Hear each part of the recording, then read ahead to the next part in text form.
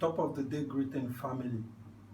It's me once again, Amiola Temitope Clement, and I'll be putting us through the structured analysis on Twitter ban, the direct effects to the people, the direct effects to the government, the policy making, and the reputation in the international community. And as you follow up, thank you for the love, thank you for subscription, thank you for liking our videos. Please try to comment what you think we need to work on, what you think we need to put up. Teach us more, join us, give us topics to talk about. If you want the people's analysis, if you want the direct analysis, always trust me. I'm Yolaga, I remain myself. And with the analysis here, the federal government of Nigeria insists that they are going to remain and stand on their own ban because it's their own ban, like we've seen. Prominent people and people, activists, people, everyone still using Twitter, even with VPN. Like I would say, this micro blogging app has influenced and helped a lot of Nigerian people and has employed 40 million Nigerians that this same government has refused to employ. Those are the economic factor and the policy making that we are talking about. Because a government who is going to make a policy that regards the citizens of the country and the welfare of the people of the country. This is a nation with 37.59% level of unemployment rate, and went ahead to make policies that affect a OTT company, a micro blogging company, Twitter, that over 40 millions of Nigerians get dealings on, get money from, with daily transactions, with daily effects, advertisement, internet circle, blogging, all of these things yield money. But because we are no more in the 1960s, that this level of people who we call leadership are still refused to understand that we are in technology era. And if America and if London and if France and if South Africa and other countries have been making policies that indirectly or directly develop technology, are they going to be in the level of development that they have? We can see what technology is doing in China, making good roads, making airways, making high techs that we don't believe China will be on that level, not even in 50 years' time. We remember in the 90s what China used to be, but you can see China is the soul of every market in the world as it stands, with the population, with the economic strategy, with policies that enhance technology and growth to the new generation. The same China is the one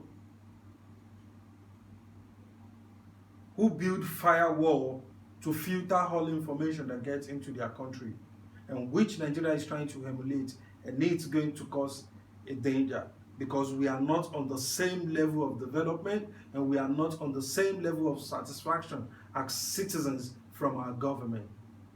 If you doubt this point, I will still be dragging you more. But what I'm going to say is this Twitter issue is a very big issue and we are not going to do it in just one video upload. So this is going to be the part 1 of this video, and subscribe, like, send us comments, join us on videos, and you stay tuned for the part 2. Not to digress from our point, like how I was saying, the OTT companies with other developed companies don't get to register with Corporate Affairs Commission or officers. They don't have to. It's an indirect development. Yeah, the American, or let me say the European Union and the UN are talking about getting registered OTT companies to tax their billionaires to taxation and everything. I'm support of taxation, but I'm not supporting the terms of them reducing the freedom of human rights, the freedom of speech that the government signed in the UN treaties, that you signed in the ECOWAS treaties, that you must enhance this same section 39 of Nigeria 99 Constitution at all your will. So I don't know what we find hard in allowing this Twitter to function, because it has deleted President Muhammadu Buhari's tweet, which he found him guilty of a dictatorship sentence and what's on. But last time I checked, if President Buhari actually is on Twitter, he has signed the agreement to join Twitter. And the agreement stands because you want to use his app. You don't want to use Twitter, then you must build technology to the level of we having our own app that we can use as your citizens. So these are factors that surrounds banning this micro blogging app, Twitter. And it's not just Twitter, but we are not getting to that today. But what we are still talking about today is that we are still pointing out the policy and the breaches of the human rights violation rules in the treaties that the government have signed according to Section 39 of Nigerian 1999 Constitution. And according to the UN Code of Conduct is there too, that freedom of speech for every United Nations country. And the same thing as the ECOWAS. So I don't know if we are in some military regime or we are kind of showing some anger to Jack for supporting the EndSARS protest, and if that is the response to the EndSARS protest, this will actually explain the lack of ability to rule the nation, and it's a bad signal. It's a bad signal. But I'm not going to talk about the signal because the signal is going to be in the investor chapter, which is going to be the part 2 of this video.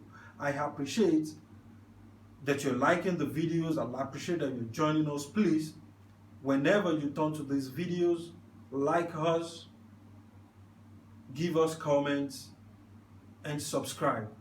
I remain my humble self. I'm Yola Temitope Clement. Thank you.